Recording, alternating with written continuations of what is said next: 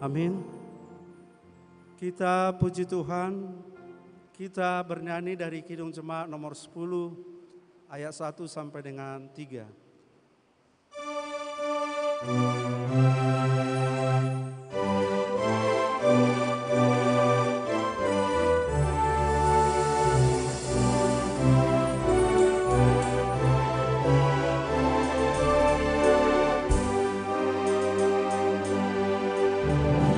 Pujilah Tuhan Sang Jaya Maha Mulia, segenap hati dan jiwaku, pujilah Dia. Datang berkenan bila musikku berdong, angkatlah puji-pujian.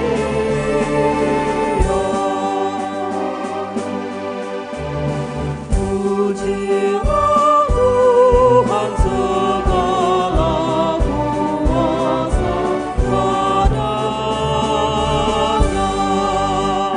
sayap kasih-Nya yang aman mendukung anaknya. Ada tapi yang kepadamu diberi, tidakkah itu kau rasa? Pujilah Tuhan yang bijak mengubah tubuhmu, dalam kasih-Nya seluruh hidupku tertuntun. Hadiratkan berulang kali Engkau oleh sayap-Nya terlindung.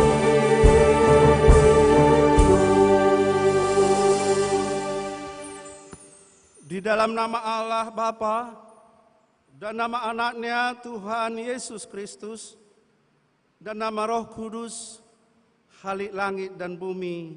Amin. Sebab firman Allah hidup dan kuat dan lebih tajam dari pedang bermata dua manapun.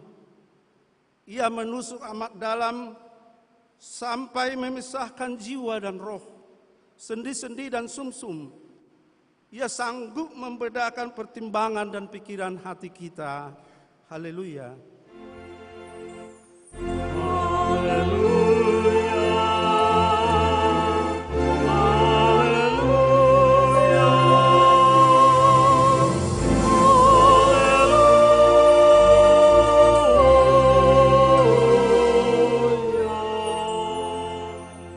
Kita berdoa.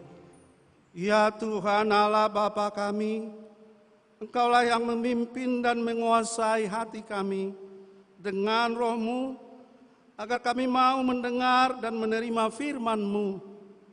Masukkanlah firman-Mu itu ke dalam hati kami, agar kami dibaharui dan dikuduskan.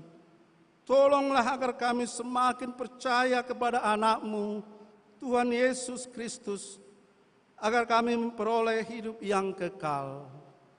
Amin.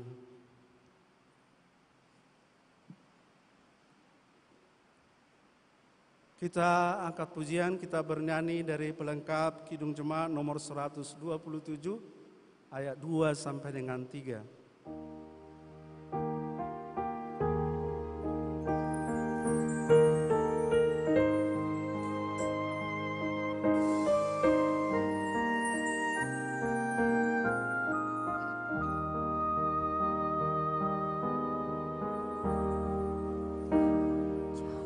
Jadilah Tuhan kehendak-Mu, sucikan hati pikiranku.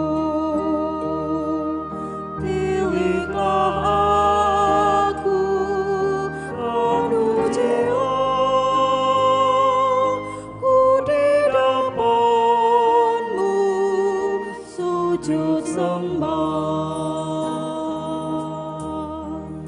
Jadilah Tuhan kehendak-Mu, segala kuasa di tangan-Mu. Tolonglah Tuhan, aku lemah, jamaah aku, kuatkanlah. Firman Tuhan yang menjadi epistel dalam ibadah minggu kita, minggu ke-7, minggu ke-8 setelah Trinitatis hari ini, terambil dari surat Paulus yang kedua kepada jemaat di Korintus, pasalnya yang ke-13, ayat 5 sampai dengan 13, kita baca secara bergantian, dan nanti di ayat yang terakhir atau ayat 13, kita membacanya secara bersama-sama. Demikian firman Tuhan. Ujilah dirimu sendiri. Apakah kamu tetap tegak di dalam iman? Selidikilah dirimu. Apakah kamu tidak yakin akan dirimu bahwa Kristus Yesus ada di dalam diri kamu? Sebab jika tidak demikian, kamu tidak tahan uji. Tetapi aku harap bahwa kamu tahu bahwa bukan kami yang tidak tahan uji. Kami berdoa kepada Allah agar kamu jangan berbuat jahat, bukan supaya kami ternyata tahan uji, melainkan supaya kamu ini boleh berbuat apa yang baik, sekalipun kami sendiri tampaknya tidak tahan uji. Karena kami tidak dapat berbuat apa-apa melawan kebenaran. Yang dapat kami perbuat ialah untuk kebenaran. Sebab kami bersuka cita apabila kami lemah dan kamu kuat. Dan inilah yang kami doakan, yaitu supaya kamu menjadi sempurna. Itulah sebabnya sekali ini aku menulis kepada kamu ketika aku berjauhan dengan kamu, supaya bila aku berada di tengah-tengah kamu, aku tidak terpaksa bertindak keras menurut kuasa yang dianugerahkan Tuhan kepadaku, untuk membangun dan bukan untuk meruntuhkan. Akhirnya saudara-saudaraku, bersukacitalah, usahakanlah dirimu supaya sempurna, terimalah segala nasihatku, sehati sepikirlah kamu, dan hiduplah dalam damai sejahtera, maka Allah sumber kasih dan damai sejahtera akan menyertai kamu. Berilah salam seorang kepada yang lain dengan cium yang kudus. Salam dari semua orang kudus kepada kamu. Kasih karunia Tuhan Yesus Kristus dan kasih Allah dan persekutuan Roh Kudus menyertai kamu sekalian. Demikian firman Tuhan. Untuk menyambut pengakuan dosa, kita angkat pujian. Kita bernyanyi dari nomor 369A, ayat 1 sampai dengan 2.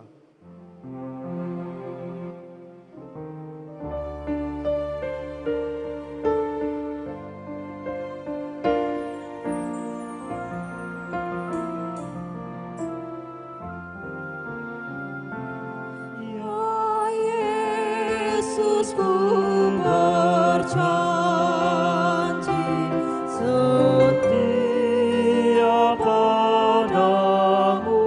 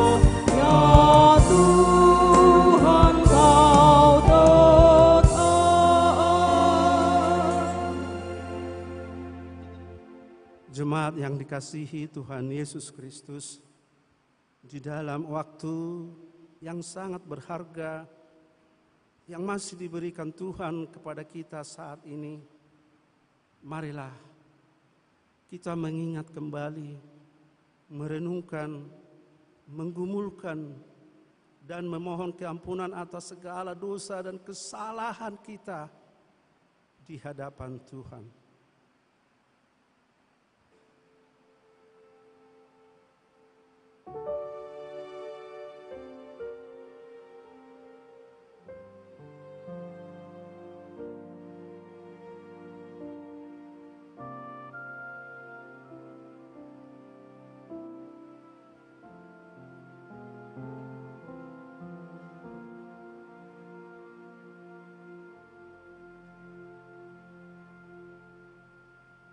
Ya Bapa kami yang di sorga yang maha pengasih, kami berkumpul bersama-sama datang ke hadapan-Mu, memohon belas kasihan-Mu kepada kami, bukan karena kebenaran kami, melainkan hanya mengharapkan belas kasihan-Mu, karena Engkau adalah Tuhan yang maha pengasih. Tolong dan kasihanilah kami, dan terangilah jiwa kami dengan Roh-Mu yang kudus itu, agar kami dapat meninggalkan segala kelakuan dan perbuatan kami yang jahat itu, sehingga kami beroleh hidup yang baru di dalam Yesus Kristus Tuhan kami. Amin. Janji Tuhan tentang pengampunan dosa kita. Demikianlah firman Tuhan, Aku telah menghapus segala dosa pemberontakanmu, seperti kabut diterbangkan angin, dan segala dosamu seperti awan yang tertiup. Kembalilah kepadaku, sebab aku telah menebus engkau. Segala kemuliaan bagi Allah di tempat yang maha tinggi.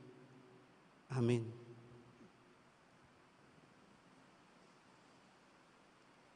Kita angkat pujian syukur, kita bernyanyi dari pelengkap Kidung Jemaat nomor 242, ayat 1 sampai dengan 2.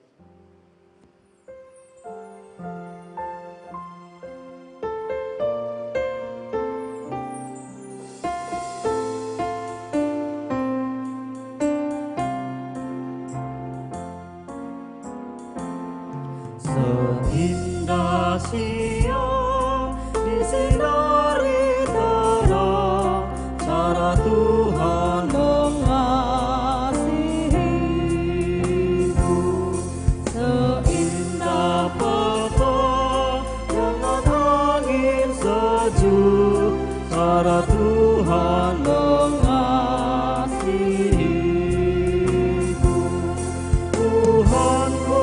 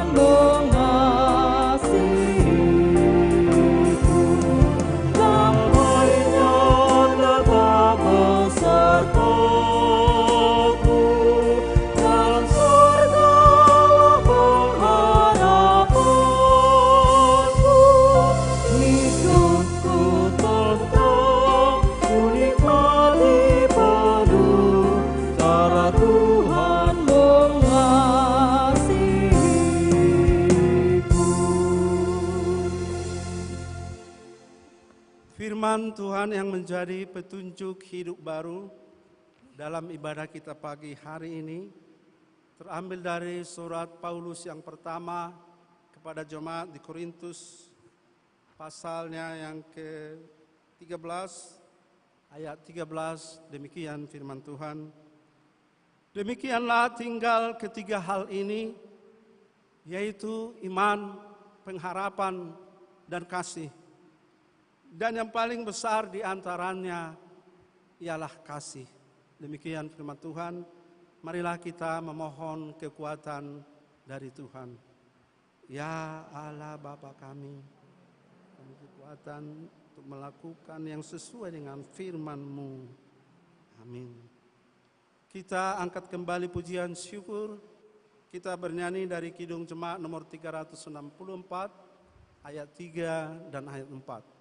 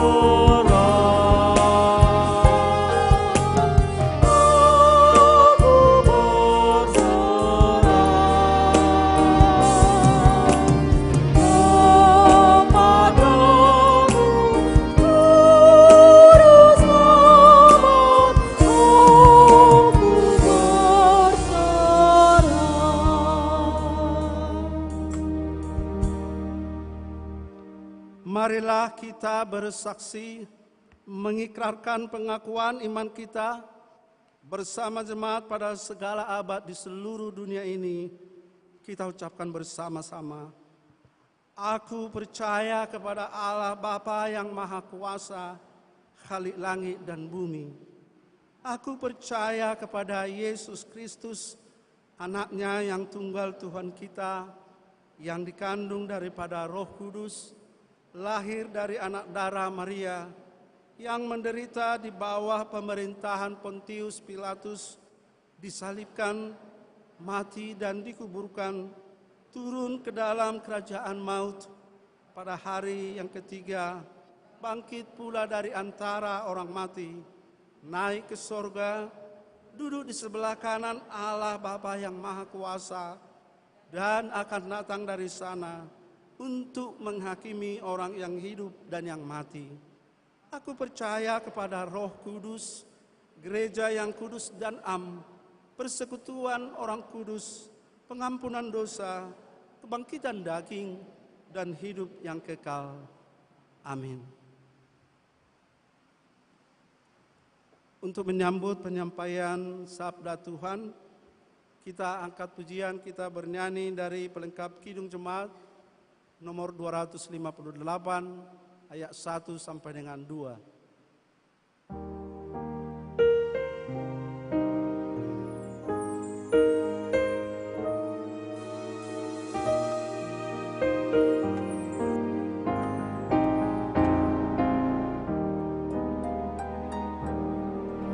Ku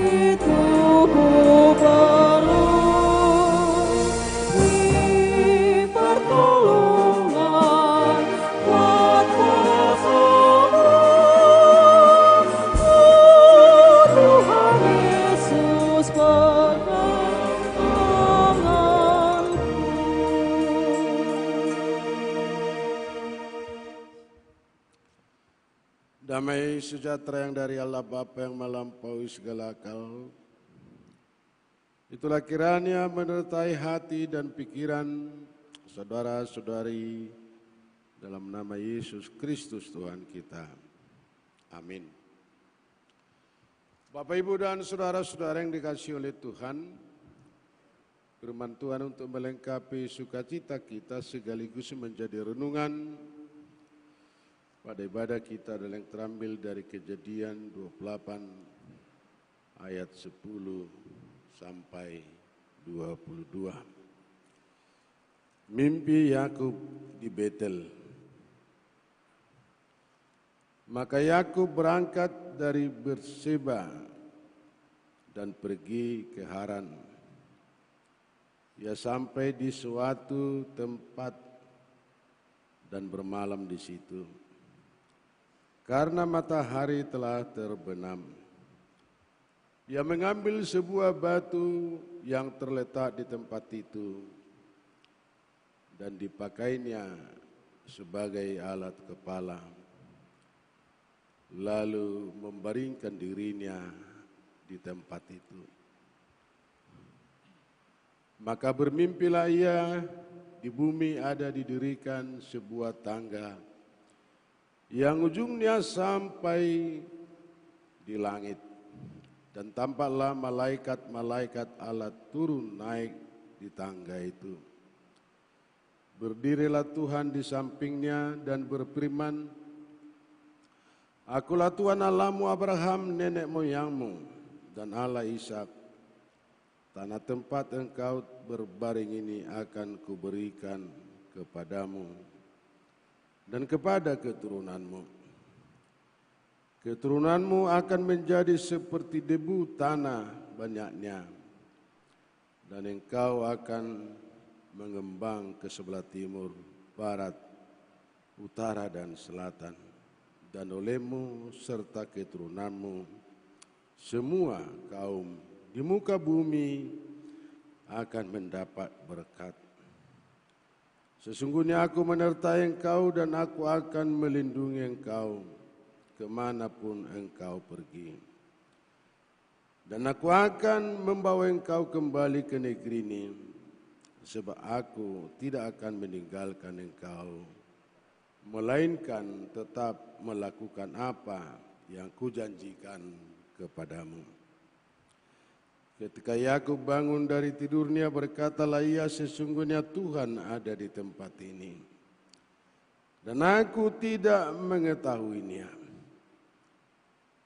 Ia takut dan berkata, alangkah dahsyatnya tempat ini tidak lain dari rumah Allah, ini pun gerbang surga.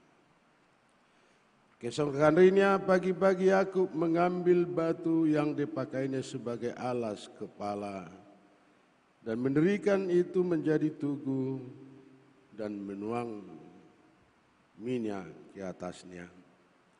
Ia menamai tempat itu Betel, dahulu nama kota itu Luz.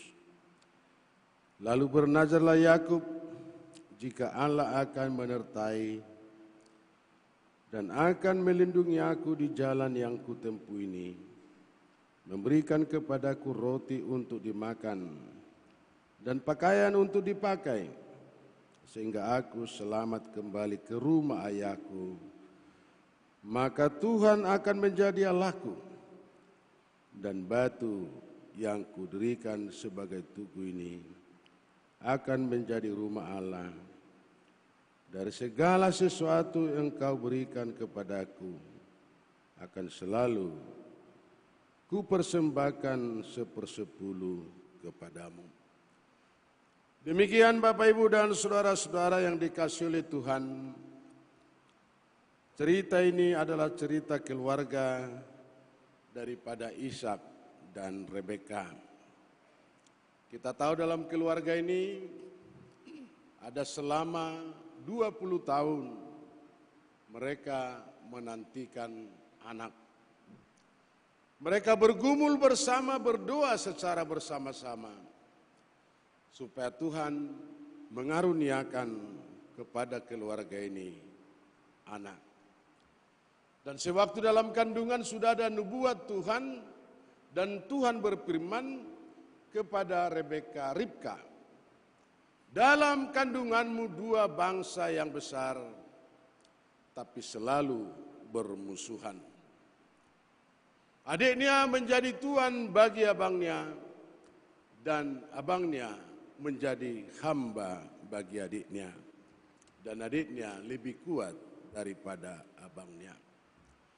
Tapi nubuatan yang begitu besar, Bapak, Ibu, dan saudara-saudara, tidak disampaikan Ribka atau Rebeka kepada Ishak.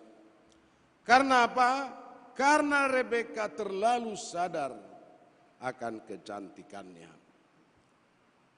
Dari dua karakter sifat yang berbeda di antara keluarga ini, dalam hubungan komunikasi suami dan istri. Dan selama mereka tidak memperoleh anak, mereka bergumul, berdoa secara bersama-sama. Tetapi sesudah ada anaknya, kita tahu itu Esau dan Yakub. Lalu muncullah soal komunikasi di antara orang tua kepada anak-anaknya. Ishak lebih mencintai Esau sebagai anak sulung. Tapi Rebeka atau Ribka lebih mencintai anaknya Yakub. Ada anak papi dan ada anak mami. Dan biasanya seperti kita ini, jikalau berhasil, lalu kita sebut anak papi. Tapi kalau gagal atau tidak berhasil, lalu selalu kita sebut menjadi anak mami. Yang satu memiliki seorang bapak, tapi tidak merasai perlindungan daripada seorang bapak. Yang satu memiliki seorang ibu, tapi tidak merasai belayan kasih dari seorang ibu. Karena di antara suami dan istri tidak sejalan untuk membangun komunikasi mendidik anak-anaknya, lalu muncullah di antara komunikasi hubungan yang terjadi, mengakibatkan seperti yang sudah kita dengar bersama, di antara Ishak dan Rebeka tidak sejalan dan tidak satu rama, tidak satu bahasa mengenai anaknya.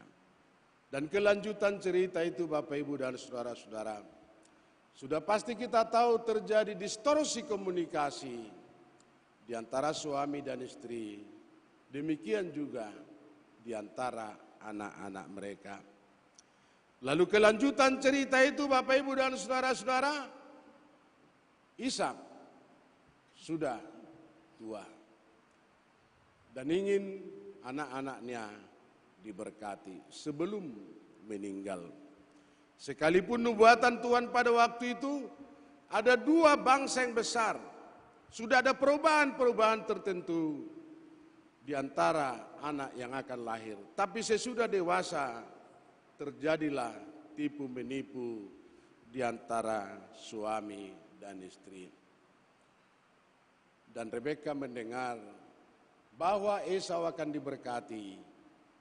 Lalu dia berpesan kepada anaknya Yakub supaya dia secepatnya mengambil kambing untuk memberikan makan bapaknya Yakub supaya diberkati Yakub.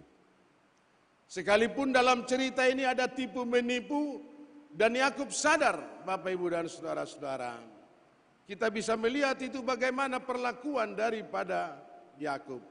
Jikalau nanti terjadi dan diketahui oleh bapaknya Ishak, lalu saya akan dikatakan memperolok-olok dia, dan sekaligus bukan berkat yang saya peroleh, tapi justru sebaliknya kutukan yang saya peroleh.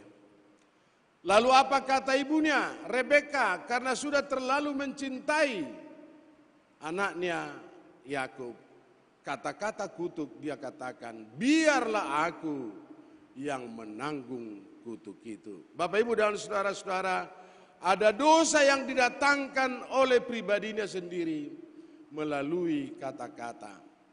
Supaya setiap pribadi, setiap insan mestinya hati-hati terhadap perkataan, akulah yang menanggung kutuk itu.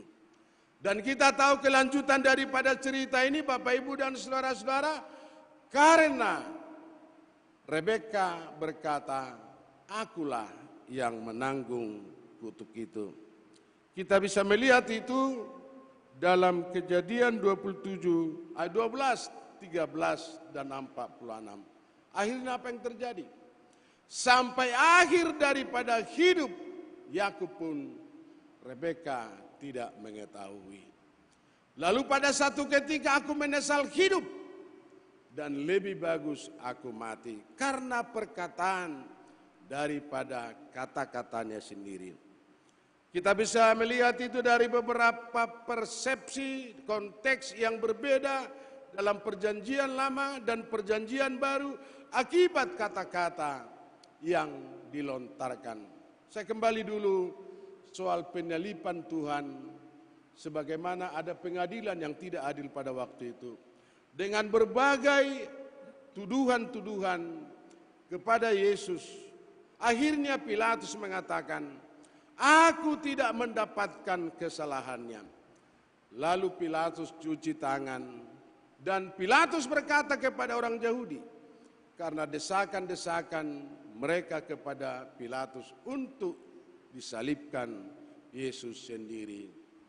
Lalu Pilatus cuci tangan, aku tidak mendapat kesalahannya, tapi tergantung kepada saudara-saudara akibatnya dan darahnya. Lalu semua orang berkata pada waktu itu, kamilah yang menanggung darahnya dan sampai keturunan kami. Akibatnya Bapak, Ibu, dan saudara-saudara, kita lihat itu. Kata-kata itu pada tahun 70 setelah Kristus, maka Kaisar Titus menghancurkan kota Yerusalem. Dan disitulah kata-kata Tuhan terbukti. Pada satu saat, pada satu ketika, ibu-ibu akan mengatakan, berbahagialah orang yang mandul, dan berbahagialah ibu yang tidak pernah menusui, dan berbahagialah ibu-ibu yang tidak melahirkan. Karena situasi itu sangat mengerikan, Bapak, Ibu, dan saudara-saudara. Tidak ada makanan, tidak ada minuman. Bahkan anaknya sendiri pun harus dibunuh untuk bertahan hidup. Dan itulah kata-kata Tuhan. Tapi kenapa itu terjadi? Karena perkataan daripada halayak ramai orang Yahudi yang berkata pada waktu itu, terserah, tergantung kepada kami, segala dosa-dosanya, dosa-dosa kami, akibat darahnya, kamilah yang menanggung kutukan itu. Dan itu terbukti, dan kata Tuhan tidak berhenti di situ, Bapak, Ibu, dan saudara-saudara. Lalu semua orang memilih mati, tapi kematian pun tidak mematikan mereka. Sekalipun mereka berkata, gunung-gunung timbunilah kami, dan gunung-gunung runtuhlah kepada kami. Mereka lebih bagus memilih mati, tapi kematian tidak mematikan mereka. Akibat daripada kutuk. Juga dalam perjanjian lama, Bapak, Ibu, dan saudara-saudara, dalam penghancuran kota Jeriko, Musa mengutus 12 orang. Yang 10 berkata, kita tidak masuk, karena tembok-tembok yang begitu besar, dan orang-orang yang begitu besar. Dan katanya, tidak ada satu alasan kepada kita bisa memasuki kota Jeriko. Hanya 2 laporan positif, Joshua dan Kaleb.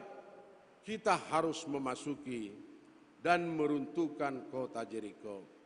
Lalu kata-kata mereka, Bapak, Ibu, dan saudara-saudara, terbukti. Dan disitulah kata Tuhan.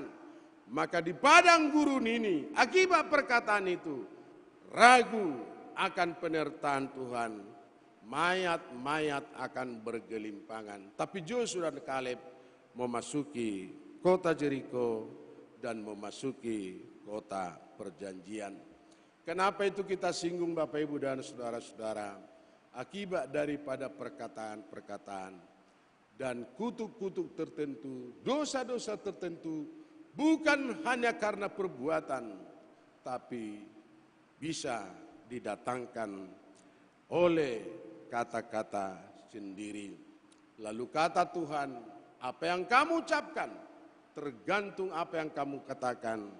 Kita ini ikut diperbolehkan memasuki kota Yerusalem atau kota Yerusalem yang baru yang menyangkut surga. Lalu terjadilah tipu menipu Bapak Ibu dan saudara-saudara, perlakuan daripada ibunya Yakub. Sekalipun Yakub menyadari, tapi karena dia terlalu tunduk kepada ibunya, dan akhirnya sesudah terjadi pemberkatan yang dilakukan oleh bapaknya ayahnya Ishak, akhirnya Yakub menjadi seorang pelarian dan tidak berhenti di situ.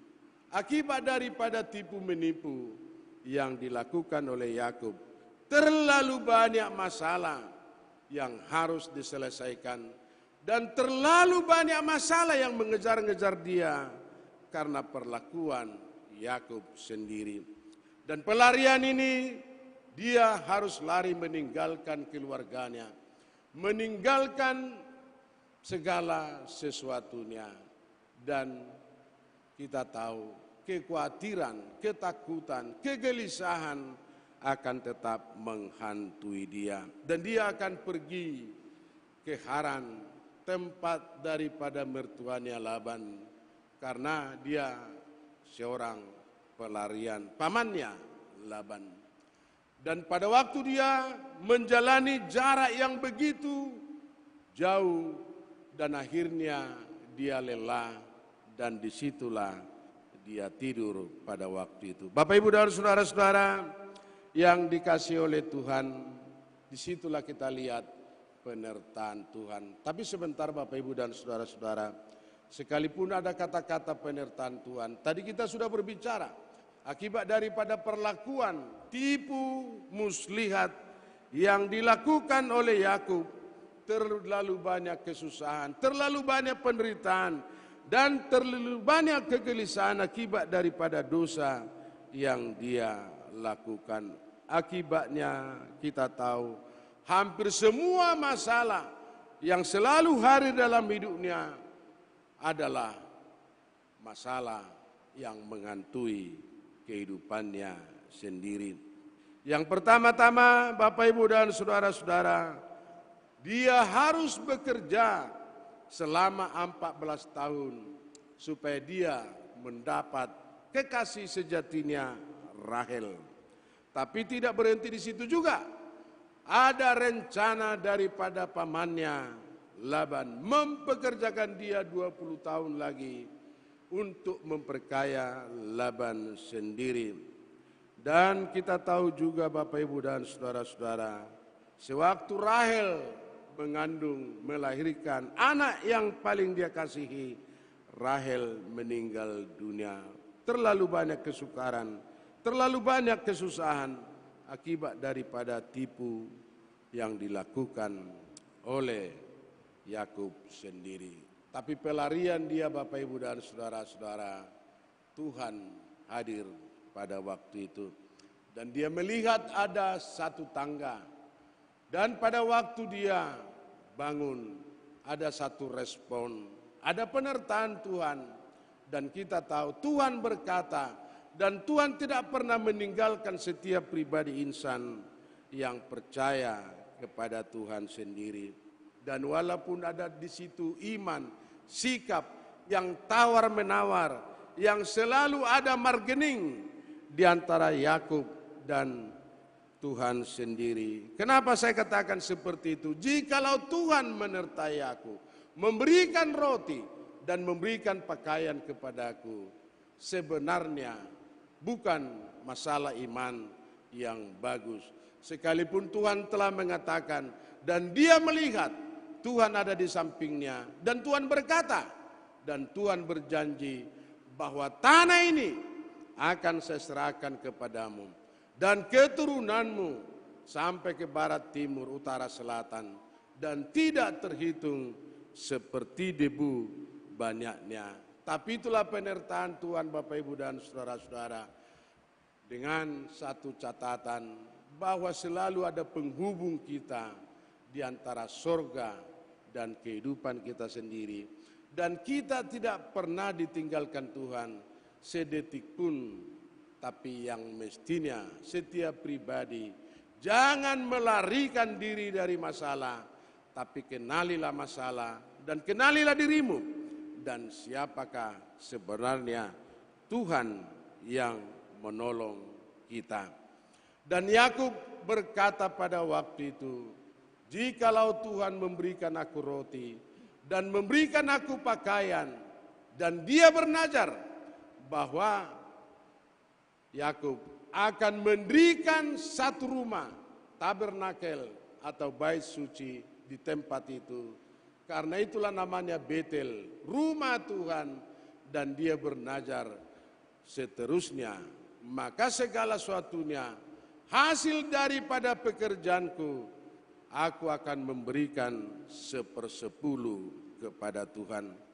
Saudara-saudara, seberat apapun, sehebat apapun pergumulan yang datang kepada kita, tapi kita tetap percaya, jikalau kita tidak ragu, dan jikalau kita tidak bimbang, Tuhan akan tetap menolong kita. Tuhan akan tetap menyertai kita, dan Tuhan selalu hadir dalam setiap pergumulan kita. Karena apa Bapak Ibu dan saudara-saudara? Sebagaimana orang sudah pernah berkata dan mengatakan itu, karena Tuhan jauh lebih peduli kepada kehidupan kita. Asalkan kita ini mau berjanji mengenal Tuhan, dan kita mestinya berkata dimanapun, di tempat kita, di sekolah, di ruang kuliah kita, atau di gereja ini, bahwa Tuhan hadir dalam setiap kehidupan kita, memberi kelegaan, memberi pertolongan, memberikan kelepasan kepada kita. Karena kita percaya Tuhan tidak pernah meninggalkan kita seberat apapun masalah dan seberat apapun dosa-dosa kita. Karena Tuhan lebih peduli kepada kita. Kita selalu terhubung dalam kekuasaan Tuhan. Sekalipun ada sifat-sifat Tuhan, Allah yang begitu jauh, tapi sekaligus Allah yang begitu dekat. Sejauh mana Tuhan selalu hadir dalam kehidupan kita, memberikan pertolongan kepada kita, menguatkan kita, dan sekaligus janji-janji penyertaan Tuhan tidak hanya pada kita, tapi janji-janji Tuhan sampai kepada keturunan kita. Itulah khotbah yang sudah kita dengar bersama, sebagaimana tema dalam minggu kita, Allah yang menyertai dan Allah yang melindungi kita. Kita percaya Tuhan akan tetap menyertai kita dan Tuhan akan tetap melindungi kita. Kita berdoa. Bapa di sorga, terima kasih Tuhan. Kami bersyukur buat firman yang sudah kami dengar. Kami percaya walaupun kami sering tergoda kebimbangan dan kehilangan tempat berpijak, tapi kami yakin Tuhan tetap menyertai kami. Tuhan tetap hadir dan melindungi kami. Dan tidak ada satu jarak jurang yang memisahkan kami dengan kehadiran Tuhan sendiri. Karena janji Tuhan, seberat apapun persoalan yang kami hadapi, Tuhan berjanji, aku akan menyertai engkau. Dan janji itu tidak berhenti pada kami sendiri, tapi janji itu secara terus-menerus sampai kepada keturunan kami. Izinkan kami melangkah ke depan, melihat rencana Tuhan yang lebih indah, yang lebih baik dalam kehidupan kami. Dan seberat apapun persoalan, liku-liku hidup kami, tapi yang kami andalkan adalah penyertaan Tuhan, karena Tuhan adalah yang peduli kepada kami. Terima kasih Tuhan buat hari-hari yang sudah kami lalui dan hari-hari yang sudah kami isi, dan sekaligus hari-hari yang harus kami jalan. Perkenankan kami Tuhan memandang dengan satu kepastian, esok matahari Tuhan akan terbit kembali dan lebih baik daripada hari-hari yang sebelumnya. Dan terima kasih buat firman memberikan kekuatan kepada kami. Dan kami percaya Tuhan, bahwa Tuhan akan selalu hadir dalam setiap kehidupan kami, menyertai kami, menolong kami, sehingga kami bisa melangkah ke depan lebih tulus seturut dengan kehendak Tuhan. Sampai di sini Tuhan telah menolong kami dan ke depan Tuhan akan selalu menyertai kami. Dan kami percaya penyertaan Tuhan dalam setiap kehidupan kami, pribadi lepas pribadi, dan pergumulan yang harus kami hadapi, Tuhan berjanji akan menyertai kami. Bahkan Tuhan berkata, aku akan menyertai kamu sampai akhir zaman. Sertai kami Tuhan dan berikan kepada kami kekuatan, pertolongan, supaya kami lebih kuat menghadapi setiap persoalan yang terjadi dalam kehidupan kami. Terima kasih Bapa di sorga. Kami berdoa dan mengucap syukur dalam Yesus Kristus Tuhan, Juru Selamat kami yang hidup. Amin. Kita kembali lagi memuji Tuhan dan kita bernyanyi.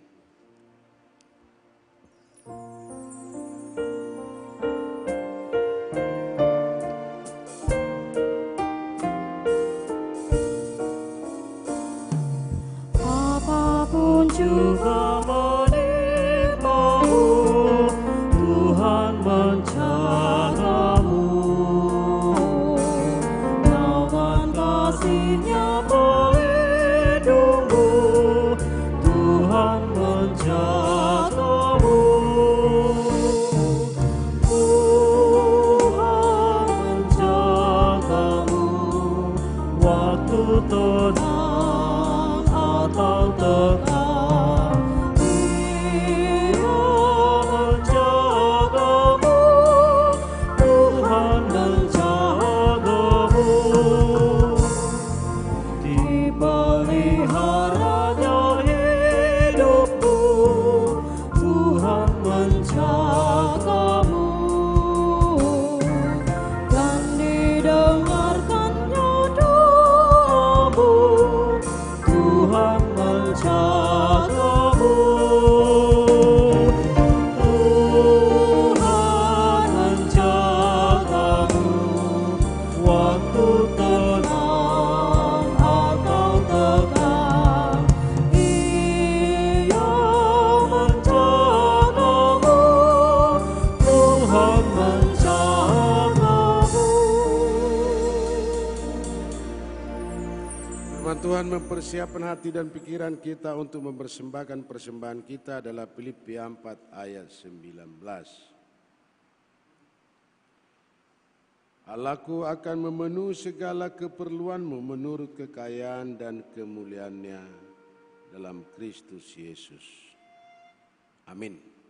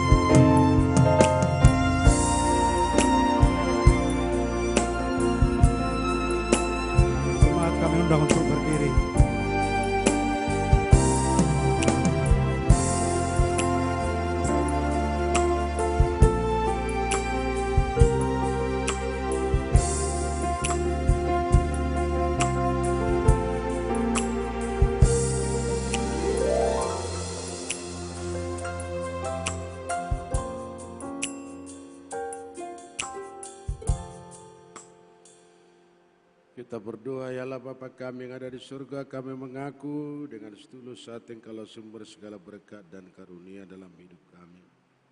Di sini kami mempersembahkan umat syukur kepadamu.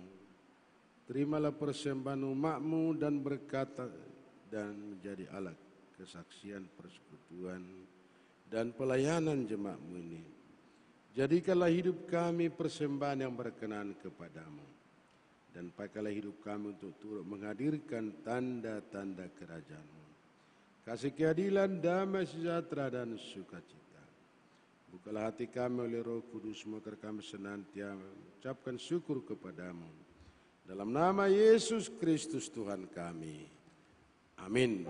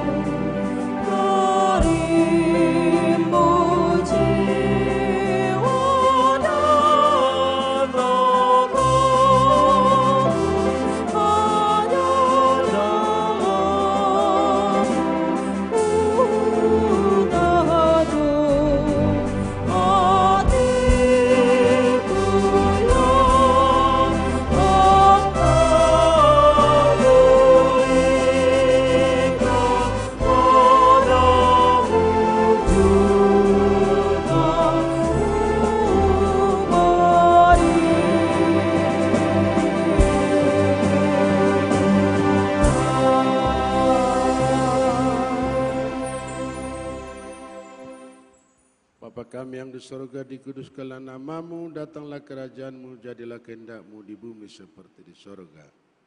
Berikanlah kami pada hari ini makan kami yang secukupnya, dan ampunilah kami akan kesalahan kami seperti kami juga mengampuni orang bersalah kepada kami. Dan janganlah membawa kami ke dalam pencobaan, tetapi lepaskanlah kami dari yang jahat.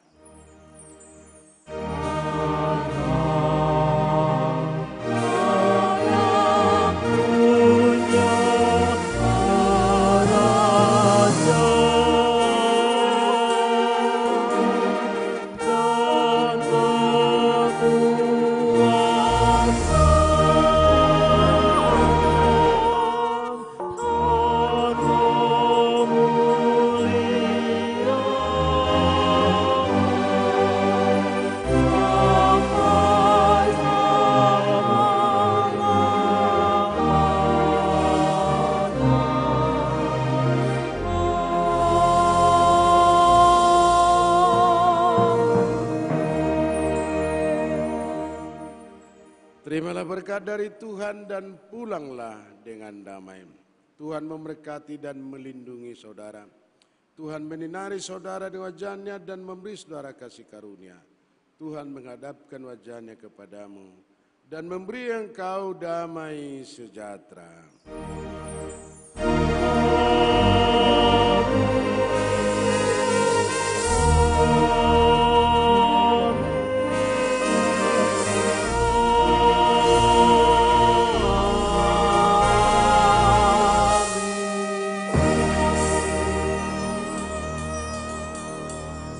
Selamat hari Minggu, Shalom, Horas.